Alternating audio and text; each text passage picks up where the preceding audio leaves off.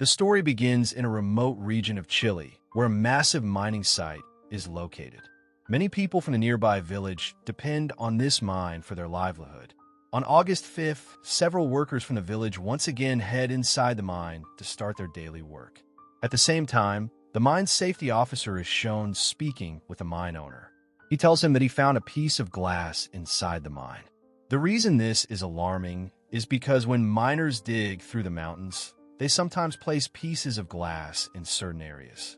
The purpose is simple. If the mountain shifts or rocks begin to move, the glass will break, warning them that something is wrong. The safety officer insists that they should immediately stop the mining operation. However, the mine owner refuses to listen. Meanwhile, a truck carrying 33 workers drives deep into the mine. The mine is enormous, and by now the workers are already 1,700 feet below the ground. But some miners are working even deeper than that. The safety officer then enters the mine himself. As he walks through the tunnels, he notices many more broken pieces of glass scattered around. Seeing this makes him extremely nervous. Moments later, he also notices a huge crack in the wall of the mine. Despite realizing how dangerous the situation is, he can't stop the work. Now the miners are working inside the tunnels. Suddenly, the ground begins to shake. Everyone starts to panic. The safety officer rushes in and quickly tells everyone to get into the truck so they can escape the mine. But just as they try to drive out, a massive rock collapses ahead of them, completely blocking the exit. Realizing they can't go that way, they quickly decide to go 600 feet deeper into the mine, where another group of miners is working. There is supposed to be another escape route from that level. They turn the truck in that direction. While driving, they notice two miners running behind the truck, trying to catch up. Mario pulls them up into the vehicle, saving them just in time. Soon after, they see another truck coming from the lower level. Those miners tell them that their exit route is also blocked. At the same moment, the road in front of them begins to crack apart. Realizing the situation is getting worse, everyone quickly jumps out of the truck and runs to the side to save their lives. Just then, a gigantic rock crashes down in front of them, completely sealing off the tunnels. The impact is so powerful that the explosion-like sound reaches the surface, and the people above the mine immediately realize that a serious accident has happened below. Many miners are injured because of the rockfall. After the dust slowly settles, Mario looks toward the blocked tunnel and realizes that going back is now completely impossible. Meanwhile, outside the mine, the families of the miners gather near the entrance. News has already spread that an accident has happened inside the mine and many workers are trapped underground. Soon, the story spreads across the entire world. Back inside the mine, the supervisor Luis counts the workers. There are 33 miners trapped inside. The mine has a refuge area, which was specially built for emergencies like this. But the problem is that it can only hold 30 people, while there are 33 of them. Mario then points out that there are ventilation chimneys inside the mine. He believes they might be able to escape through those chimneys, because there should be ladders leading upward. So Luis takes 29 miners with him toward the refuge area, while Mario heads toward the chimney with 2 other miners. They soon reach the chimney, and Mario climbs a little higher on the ladder to check the way out.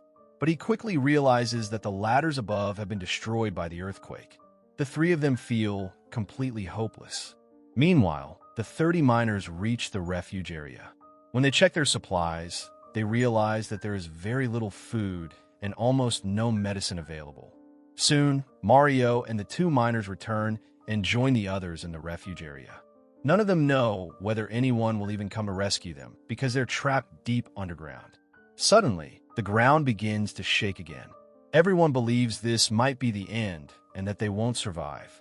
But after a few tense moments, the earthquake stops. Outside the mine, the families are still standing there. They ask the mine officers what is happening inside. But instead of answering them, the officers pull out their guns and try to force them to leave. However, the families refuse to go. They start shouting in protest and stay outside the mine all night. The next morning, a mine official goes to meet the president of Chile. He tells him that many miners are trapped underground and that they urgently need help. The president replies that the mine is privately owned so the responsibility belongs to the mine owners. But the official explains that the owners do not have the advanced machines or equipment needed to rescue the trapped miners. The officer tells the president that if you manage to save all those people, your name will be known internationally because this news has already spread all over the world. The president agrees and says that you should do whatever it takes to save them. The next morning, the mine officer arrives outside the mine and assures all the families standing there that they will rescue everyone. After that, he goes inside and tells the mine owner that they have to save those people. But the mine owner says that he doesn't think anyone inside would still be alive. The depth where they were working is extremely far below the ground, and reaching that place is almost impossible. He also says that there was only 3 days of food down there, and it could take several months for them to reach that depth. Now, even the mine officer feels that the owner might be right. He goes outside and announces on a loudspeaker that they cannot start this operation because no one inside could still be alive. At that moment, a woman slaps the officer hard because she still believes that her brother is alive down there. All the people standing there begin shouting and begging him to save them. Seeing their condition, the mine officer finally decides that he will help them. With the help of the president, a mine engineer is called there. After scanning, he tells the mine officer that 33 people are trapped in the refuge area below.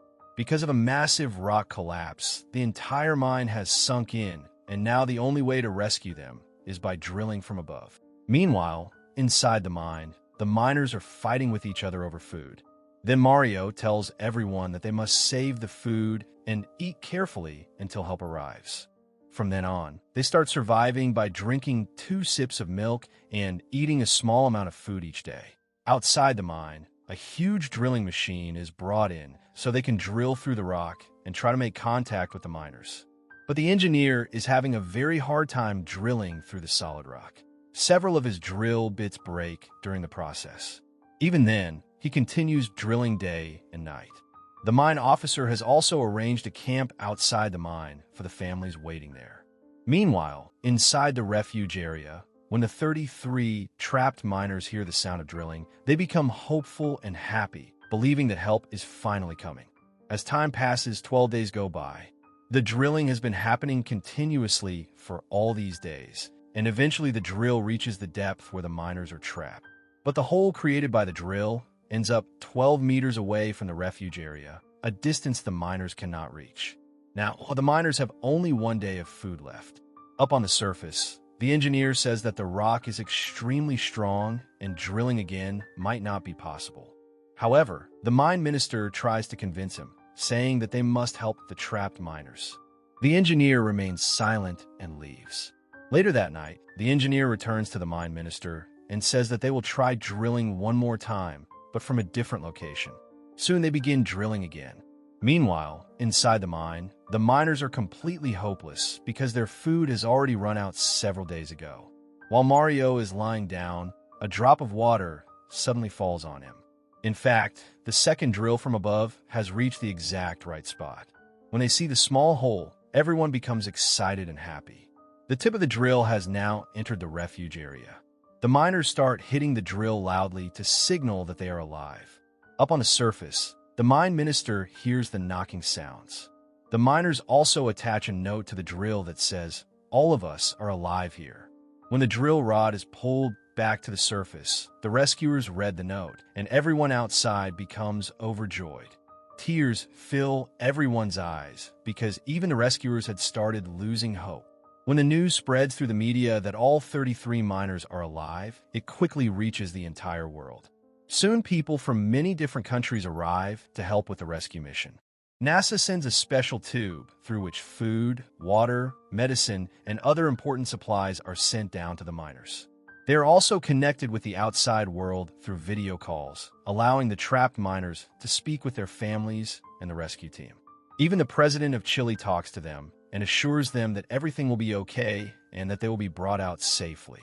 Meanwhile, the engineer in charge creates 3 different rescue plans to bring the 33 miners back to the surface. The idea is that if 1 or 2 plans fail, the 3rd plan can still work. The rescue work begins, but soon Plan 1 and Plan 2 both fail completely. Now only Plan 3 remains, and it brings many challenges. Even then, the engineer decides to continue the drilling process. However, the huge rock that had collapsed above the mine begins to slowly shift downward, which means the miners must be rescued quickly or they could be crushed under the rock. After continuous drilling, the team finally reaches the giant rock blocking the path. The rock is extremely strong, and the drill cannot break through it easily. The engineer then talks to the trapped miners, and they suggest setting off a small explosion underground to break the rock. Although it is very risky, they decide to do it. A controlled explosion is carried out, which helps crack the rock and allows the drilling to continue. By now, the miners have been trapped underground for almost 2 months. Finally, NASA's rescue capsule is sent down into the mine. The first miner bravely volunteers to enter the capsule, while the others remain waiting below. The capsule begins to lift him toward the surface, but suddenly it gets stuck halfway up. Inside the capsule, the miner begins to struggle to breathe, and everyone watching becomes extremely worried. After a tense moment, the rescuers carefully lower the capsule slightly and then pull it back up again. This time the capsule reaches the surface successfully. After that, one by one, all the miners are brought up safely. Every single one of the 33 miners is rescued, and with this moment, the story finally comes to an end.